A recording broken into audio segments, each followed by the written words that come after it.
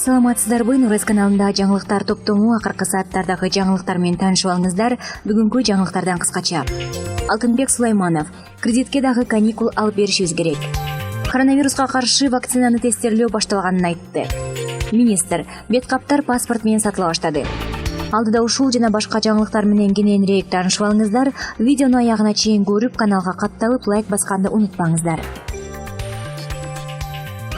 Учурда коронавирус катталган Сузак районундагы кырдаал өзгөчө көзөмөлгө алынып турат. Бул тууралуу республикалык штабтан билдиришти. Маалыматка ылайык, Сузакта өзгөчө кырдаалдын алкагында дарыгерлер тарабынан 24 саат бою санитардык эпидемиологиялык иштер, дезинфекциялык чаралар жүргүзүлүүдө. Мындан сырткары облуста 2 мобилдик лаборатория иштеп жатат. Ал эми Жалал Абад облустук ооруканасында 3 жаран коронавирус менен карантинде дарыланып жатса, дагы 3 жаран дени табы жогору болгондуктан дарыгерлердин көзөмөлүндө жатат. Алардын коронавируска алынган анализдери терс болуп чыкты. Белгилей кетсек, кечээ 18 мартта Сузак районунан коронавирус жуктурган алгачкы учур катталган. Алар Сауд Арабиясына, Кыргызстанга 12 мартта ажылыктан учуп келгендер. Жогорку кеңештин төрагасы Дастанбек Жумабеков COVID-19 илдеттин ынтымак менен жеңебиз аталышындагы хэштег жарыялаган. Урматтуу мекендештер, ар бирибиз өзүбүздүн жана жакын адамдарыбыздын саламаттыгына кам көрөлү. Балдарыбызды, кадырман карыяларыбызды асырайлы. Өкмөт тарабынан сунушталып жаткан эрежелерди сактасак, баары жакшы болот. Кудай буйруса, жоопкерчилик, тартип жана ынтымак менен COVID-19 илдетин жеңебиз деп билдирди төрага. Мындан соң жогорку кеңештин жалпы жыйынында депутаттар COVID-19 илдетин ынтымак менен жеңебиз, ынтымак менен жеңебиз аттуу флешмобун башташты. Жыйында эл өкүлдөрү дал ушундай ураан жазылган барактарды көрсөтүп, элди дүрбөлөң салбоого жана биримдикке чакырды. Премьер-министр Мухаммедкалый Абылгазиев Кыргызстанда медициналык бет кап чыгарыла баштаганын, күнүгө 70 миңден ашуун тигилип жатканын билдирди. Бул тууралуу өкмөт башчы 19 мартта жогорку кеңеште өлкөдө коронавирустун жайылышына каршы көрүлүп жаткан чаралар жөнүндө маалымат берип жатып айтты. Абылгазиев коомчулук дүрбөлөңгө түшкөн кезде 3,5 миллион бет кап 3 күнүн ичинде түгөнүп калганын кошумчалады. Ортодо кызыл кулактык кылып миллиондогон бет каптарды алып коюшуп, башка мамлекеттерге сатуу аракети болду. Экономикалык кылмыштарга каршы күрөш боюнча мамлекеттик кызмат финансы полициясы 1,5 миллион масканы таап чыкты. Алар бет капты башка мамлекетке же кымбаттаганга сатабыз деп катып коюшкан, деди премьер-министр. Учурда социалдык тармактарда, дарканаларда медициналык бет кап жок калганы, кымбат сатылып жатканы байма-бай жазылууда. Жогорку кеңештин депутаты Камчыбек Жолдубашев республикалык штабка 1 миллион сом бөлүп бере турган болду. Бул тууралуу ал парламенттеги жыйында билдирди. Депутаттар укмуштуудай сөздөрдү айтып жатасыздар. Медицина кызматкерлерге оор болду. Ооругандарды дарылап жатат. Биз бул жакта кол алышкандан коркуп отурабыз. Кыргыз мамлекетинин ишкерлери колдон келген жардамды берсек, мен бүгүн республикалык штабка 1 миллион сом которуп берем. Калгандары колдон келген жардамды бергиле, дейт Жолдошбаев. Бүгүн 19 мартта Кыргыз Республикасынын президенти Сооронбай Жээнбеков Казакстан Республикасынын президенти Касым-Жомарт Токаев менен телефон аркылуу сүйлөштү. Сүйлөшүүнүн жүрүшүндө мамлекет башчылары коронавирус инфекциясын алдын алуу жана аны жайылтпоо боюнча биргелешкен чараларды талкуулашты. Кыргыз өлкөсү менен Казакстандын президенттери эки өлкөнүн соода-экономикалык, социалдык, каржылык жана транспорттук чөйрөлөрүндө коронавирустан улам терс кесепеттерди жеңип чыгуу боюнча көтөрүлүп жаткан күч-аракеттерге өзгөчө көңүл бурушту. Ошондой эле үчүнчү өлкөлөрдөн кайтып келип жаткан кыргыз жарандардын Казакстандын аймагында болушу жана транзиттик өткөрүү маселелери талкууланды. Сооронбай Жээнбеков менен Касым-Жомарт Токаев коронавирус инфекциясынын жайылышы жана анын кесепеттери менен күрөшүү боюнча биргелешкен координацияланган чараларды улантуу зарылдыгы жөнүндө орток пикирде болушту. Интернетте Орусиядан келе жатып, бирок Казакстандын чек арасынан өтө албай жаткан жарандардын кайрылуусу тарады. Бул тууралуу Facebook колдонуучусу Тилек Нурбеков өздүк баракчасына жарыялады. Кайрылууда жарандар Казакстан чек арадан өткөрбөй жатат, артка кайталы дешсе Орусия киргизбейт деген пикирин айтышууда. Бензинибиз түгөндү, акчабыз да түгөнөт, тамак аштан кыйналып жатабыз, эмне болорун билбейбиз дешти алар. Өзбек, тажик мамлекеттеринин өкүлдөрү өздөрүнүн жарандарын чыгарып кеткенин айтышууда. Мындан улам тиешелүү мамлекеттик мекемелер чек арадагы жагдай тууралуу маалымат берип коюусун өтүнөм деп жазган ал. Ал эми Россиядагы Кыргыз элчилигинин басма сөз катчысы бул жагдай тууралуу маалымат берди.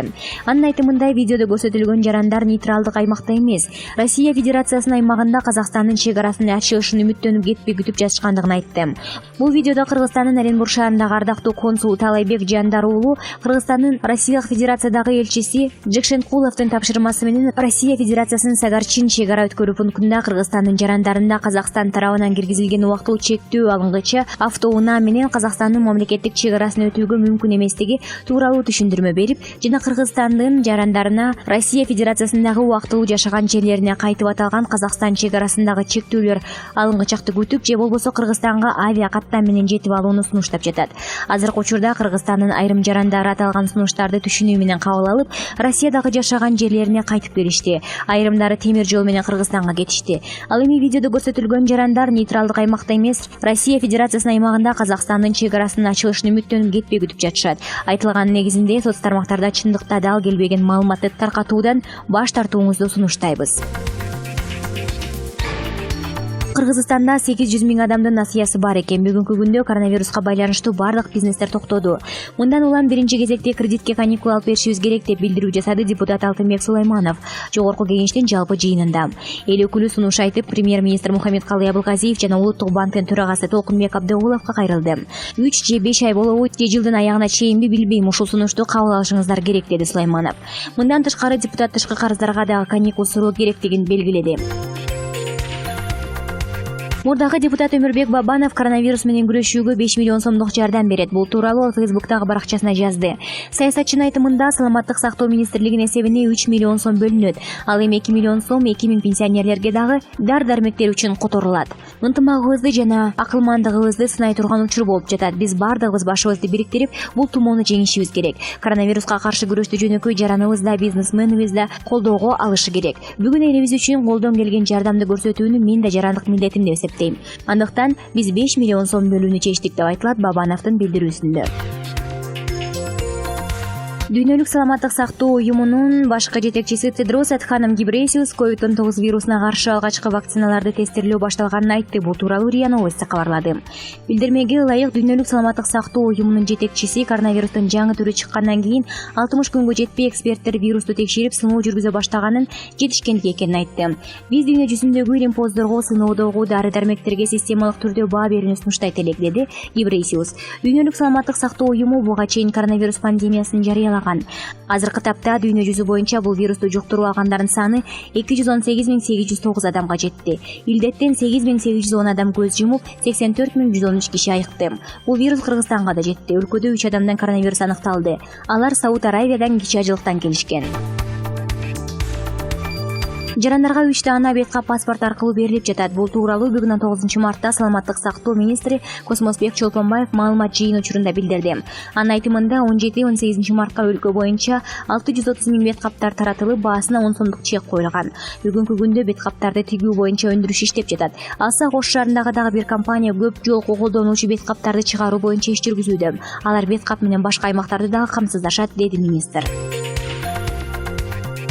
Кыргызстандын УКМК коронавирустун таралышы боюнча маалыматтардын фондуна кооптунуу шактарын, фейк маалыматтарын тараткан тараптарды аныктоо, ошондой эле коомдук саясий жана эпидемиологиялык абалды туруктуу сактоо боюнча тиешелүү иш-аракеттерди жүргүзүүдө.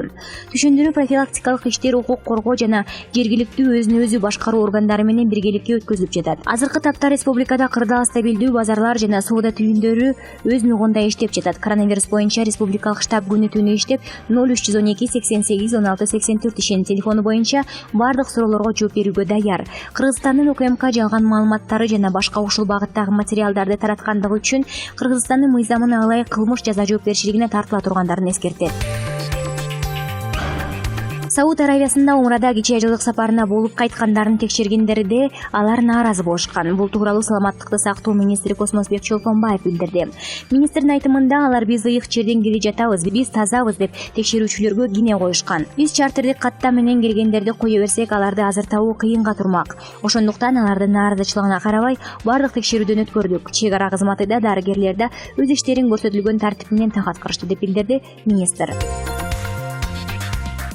Жалал Абад облусунун Сузак районунда өзгөчө карантинге алынган Бостон, Благовещенка жана Орто Азия айылдары 19 марттын таңынан баштап толук курчоодо турат жана дезинфекциялоо иштери жүргүзүлүүдө. Бул тууралуу райондук акими Эрмек Омошов Азаттыкка билдирди.